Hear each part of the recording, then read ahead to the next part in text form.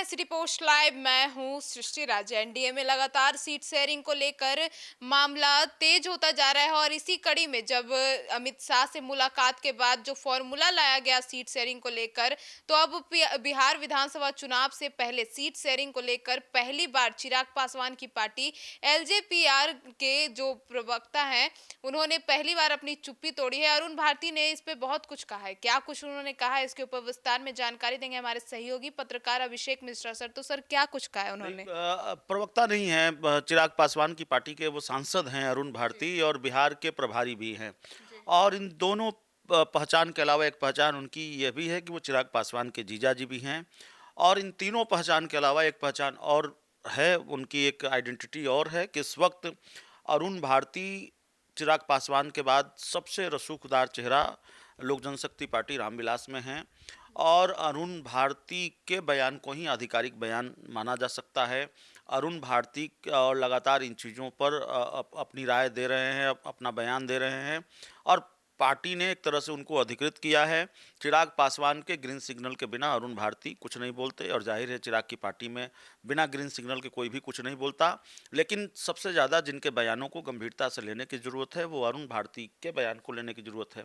तो देखिए, 3 दिन, शायद 3 दिन पहले देश के गृह मंत्री अमित शाह जब बिहार आए, पटना में नीतीश कुमार उनसे मिलने गए, पटना के एक होटल में मुलाकात हुई। और मुलाकात के बाद ये चर्चा बहुत आम हो गई कि अब जनता दल यूनाइटेड और भारतीय जनता पार्टी के बीच सीट शेयरिंग की औपचारिकता ही रह गई है।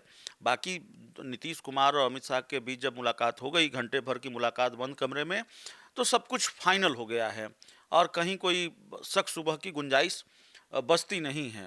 और इस मुलाकात के बाद, हालांकि अभी तक ये खबर नहीं आई, नीतीश कुमार और चिराग पासवान, माफ़ कीजिएगा, नीतीश कुमार और अमित शाह के बीच मुलाकात की खबर आ गई, सीट शेयरिंग के फाइनल होने की खबर आ गई। मतलब खबर आई है, आधिकारिक ऐलान नहीं हुआ है। लेकिन अभी तक ये खबर नहीं आई है कि चिराग पासवान और अमित शाह के बीच कोई मुलाकात हो, उपेंद्र कुशवाहा और अमित शाह के बीच कोई मुलाकात हो, और या फिर जीतन राम मांझी और अमित शाह के बीच कोई मुलाकात हो। ऐसी मुलाकातों की खबरें और तस्वीरें नहीं आई हैं सीट शेयरिंग को लेकर। तो जब अमित शाह और नीतीश कुमार मिले हैं, उसके बाद पहली बार जो पहला ट्वीट है सीट शेयरिंग को लेकर अरुण भारती का, इस मुलाकात के बाद उन्होंने लिखा है कि मीडिया के कई साथी जब ये चर्चा करते हैं कि लोक जनशक्ति पार्टी रामविलास, जिसके आज बिहार विधानसभा में एक भी विधायक नहीं है, को आने वाले चुनाव में सम्मानजनक सीटें नहीं मिलेगी, तो ये धारणा बड़ी सतही और अधूरी प्रतीत होती है।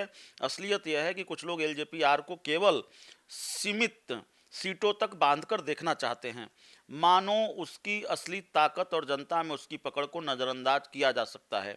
लेकिन बिहार की राजनीति और एनडीए का इतिहास इसके बिल्कुल उलट गवाही देता है, बार बार इसके बिल्कुल उलट गवाही देता है।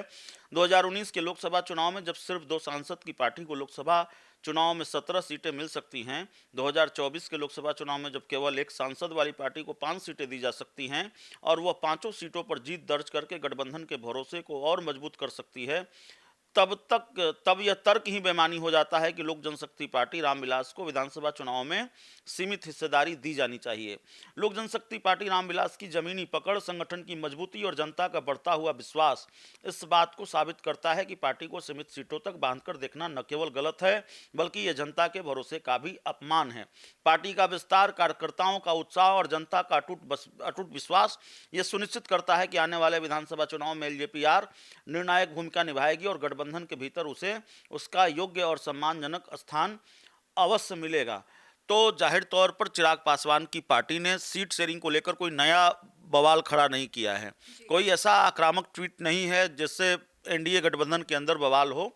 लेकिन अरुण भारती ने ये उम्मीद जरूर जताई है कि उन्होंने पार्टी का जो पुराना परफॉर्मेंस है, पार्टी की जो ताकत है, वो याद दिलाया है।